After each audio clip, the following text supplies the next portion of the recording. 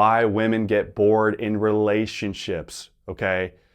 What a fun video topic, all right? But really, for you guys watching, if you're really going through this right now, it's not fun at all.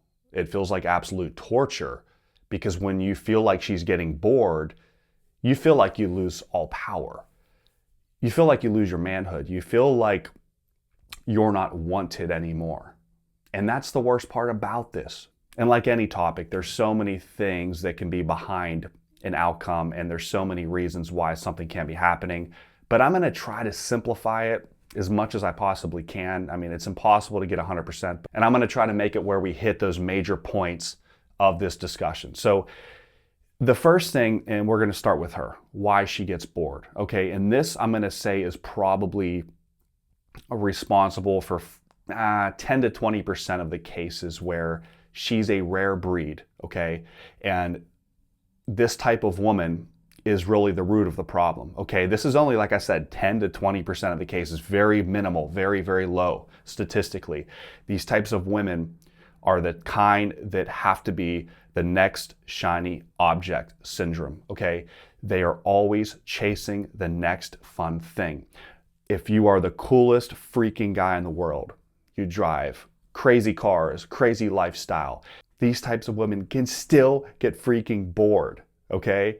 How does that make sense? It doesn't. It's freaking screwed up, okay? These women go through their whole life and they're going monkey branching from one guy to the next.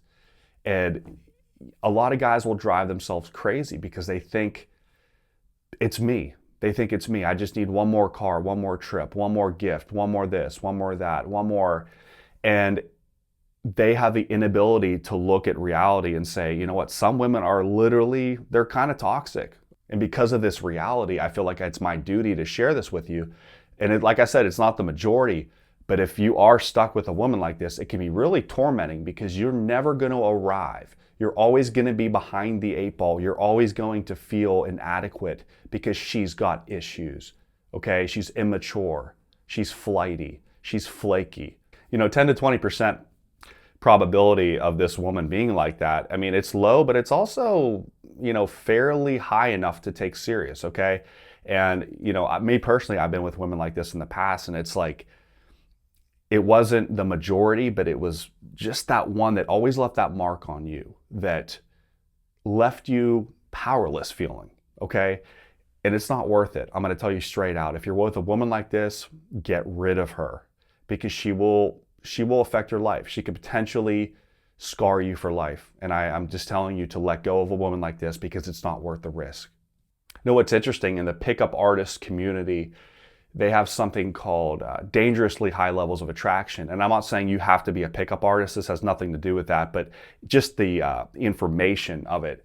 And dangerously high levels of attraction are basically when a woman is showing like way too much interest, like it's almost kind of making you uncomfortable. We call it dangerously high levels of attraction for a very reason, because those types of women, as quick as they come in, as quickly they will go out.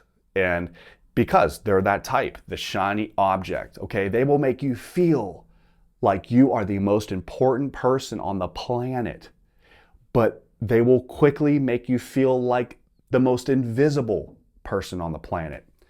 And that's the crazy thing about it. You go from a super high to a super low, and it's almost like they're using push and pull methods with you, but really it's just a part of who they are. So now let's talk about the cases where she's not that type. She's a healthy woman, okay? A healthy woman who has a good head on her shoulders and still has her issues, but we all do, okay? So in this case, a lot of times she gets bored in the relationship because you stop being the sexy man that you were when she met you, okay? You stopped being adventurous. You stopped being a go-getter. You stopped projecting who you actually were originally. And so you're now in this comfortable dad bod mindset where you're just coasting through life. You're just kind of like eating pizza every night on the couch, drinking beer, and you feel so comfortable that you're failing to realize that we need to stimulate emotions again, okay? And that's why I'm here to wake you up, where you can't get complacent in a relationship. And the truth of the matter is, this happens to every single one of us, okay? even if you are a confidence coach or a dating coach. It can still happen to the best of us. But I'm here to still remind you, and even yet remind myself, that we can never get too comfortable in life. We can never stop doing the things that got us the things. So if you own a business, right, and when you start that business, you're full of so much excitement, you're full of so much energy, and that energy and that excitement, you can't replicate that, and it's so authentic, right? When you start that business, you're up at night thinking of ideas, and you're putting in energy, you're putting in tons of hours, right? But sometimes business owners, right, they lose that. And a decade into a business, they get complacent. They stop redesigning things. They stop inventing things. And the business starts to fail as a result of it. As the saying goes, a business that's not growing is dying. And essentially, it's like that with a woman.